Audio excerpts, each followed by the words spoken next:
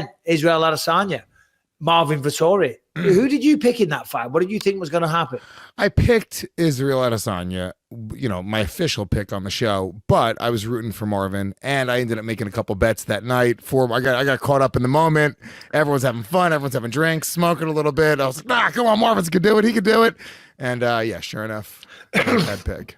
Yeah. I mean, I thought he'd do better than what he did. I thought Israel would win, but I thought Marvin would have more success.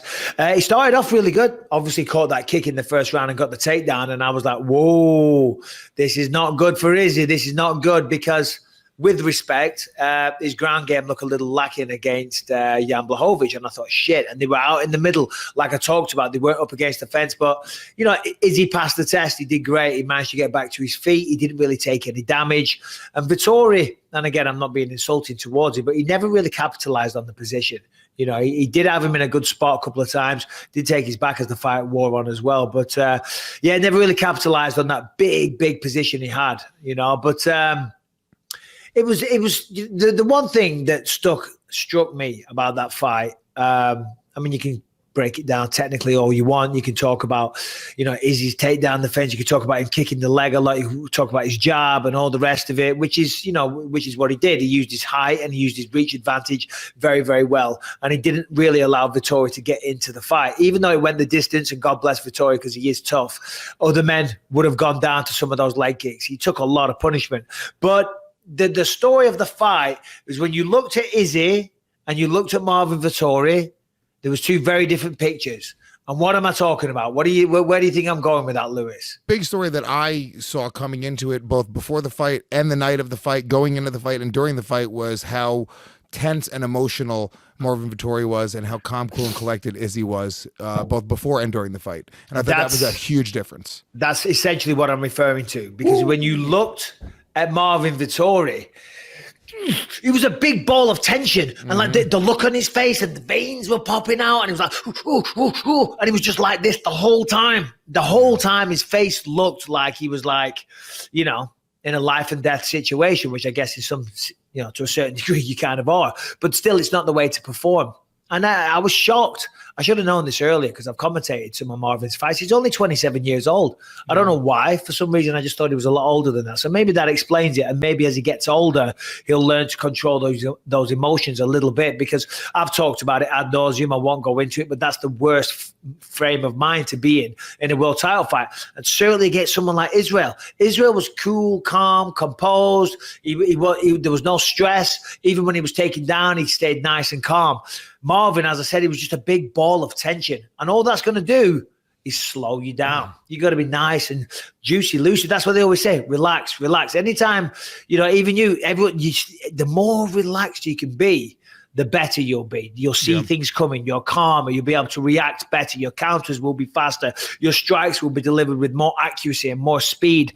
And it's just a less stressful time. Remember when Darren Till and Robert Whittaker, they fought, and at the end of it, I think it was Whittaker or Till, one of them, they were like, that was so stressful. That was the most stressful 25 minutes of my life. Well, combine that with winning like that the whole time. I mean, fair play to Vettori. His cardio was there, but it would have been even better, because that for sure would have slowed him down a bit.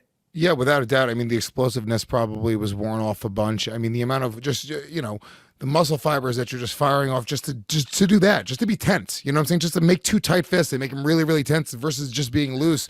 You don't even have to be a fighter. Just any layman can see the difference in energy output, and then doing that at a high level. But I mean, he was doing that for weeks leading up to the fight. He was tense. I don't think he stopped being tense. And I actually said this, I don't know if it was on the show or if it was just talking to my friends the night of the fight, but I was like, I would have picked Vettori if it wasn't for that. I was like, Israel was very much in his head.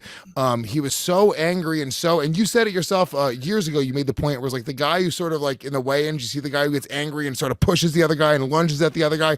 That guy 9 out of 10 times is losing, because that guy the other guy's in his head. Not always, but more often than not, I think that's not a good mindset for a fighter. And I think Vettori did not go into this fight with a good mindset. Not saying that he doesn't have the physical attributes and skills to get it done. I think mentally he was just so just emotional. It was all emotion, where it was just another day at the office for Izzy, and Izzy it started to look, as the fight wore on, it started to look more of like a showcase of Izzy's skills. Yeah, well, because Vettori couldn't really get going. I don't think he landed anything particularly significant. I know when you look at the numbers, of course, he landed a lot of significant strikes. But when I say anything significant, I mean he never hurt him per se. He was never visibly wobbled or concussed or even really seemed to feel any of the shots. So he didn't land anything particularly significant. Yeah, he got a few takedowns. He managed to take the bag, but every time Izzy was able to stay calm and cool and defend. There was a lot of the times. I'll tell you what Marvin did. Marvin did a good job of pressuring him, did a good job of putting him on the fence, which is where you want to put Izzy, right? Because he's got less room to maneuver, less room to back away, and also less room to sprawl. In fact, you can't sprawl against the fence. So what he was doing, he was firing a combination and shooting, get the arms around the butt, the bum, the ass, whatever you want to call it. And then from there, you got to pick him up and put him down. I had you doing that little drill yourself last week. But what he was doing, he was hesitating. He was taking his time, and he was going, he would get position. And I got to say, he had a very, very good ability to do that. Marvin got his hands joined behind his ear almost every single time. But then he would wait. He would hesitate, and it was almost like he was waiting for the perfect moment. Now, no, of course, as the fight drags on and you're getting a little bit tired, it's hard to muster up that energy. It's like, okay, I'm in position. I'm going to take a second, and then I'm going to explode. But all you're doing, you're just highlighting to Israel, I'm going to go. Get ready. Any second now, I'm going to explode. I'm going to go for it. I'm going to go for it. And when you do go for it, he's sitting there waiting for it. So, It was a classic Israel Adesanya performance. I thought he looked great. I thought he looked very, very polished as always. Didn't really take any damage. I did love Rafael Cordeiro. That's Marvin Vettori's coach, legendary coach. I thought he did fantastic corner work in between rounds. He was imploring Marvin's like, come on, you got to go forward. You're losing this fight. Make no mistake. You are losing this fight. You got to do something big. You've got to finish him. And I thought it was great because he was saying it in a way that was to the point. It was a matter of fact, but it wasn't in a tone that would have been detrimental to Marvin's performance. Last thing you need is a coach going, fuck me, you shit. What are you doing? This is fucking awful. Oh, is that the last thing you need, Michael Bisping? Is that the last thing you need? You weren't in a world title fight against fucking Israel Adesanya, and nor will you ever be in one. So go fuck yourself. I was jogging up a hill. Yeah. You're jogging up a hill, holding me back. What do you think would have been the big difference for Marvin, right? Because I think with Blachowicz, I think his size was a big difference. Obviously, the fact that he has heavy hands, and I think that Israel respected Jan's striking, I think, more than Marvin's. I think made a big difference.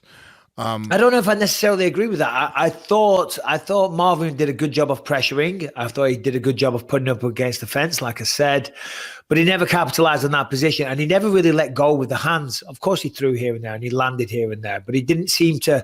It seemed like the plan was to take him down and control him like that. The plan wasn't to try and knock him out.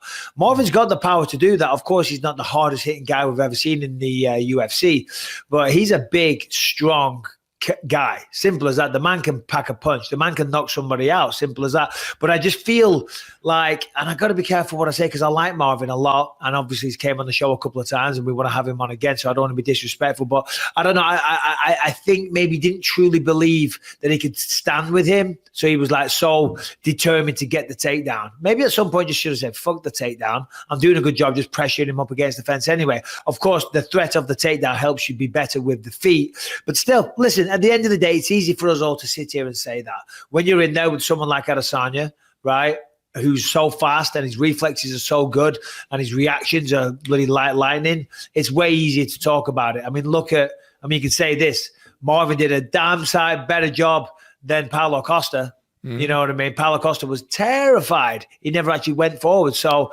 when you look at it like that, fair play to Marvin, but unlucky, pal.